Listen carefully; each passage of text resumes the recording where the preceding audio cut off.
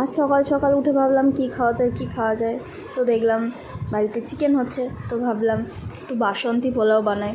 তো প্রথমে আমি গোবিন্দভোগ চালটাকে হলুদ, আদা, ঘি সব কিছু দিয়ে ম্যারিনেট করে নিয়েছিলাম।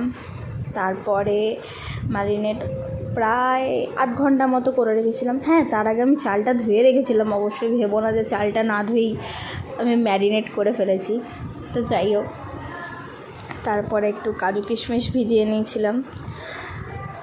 শুধু আমার একার জন্যই বানাচ্ছে আজকে। এমনিগুলো হয়েছিল ঢ্যাঁড়স এর একটা প্রিপারেশন, ভাত আর কি করেছিল বোধহয় শাক ভাজা, আমি ঠিক জানি না, আর এমনি চিকেন।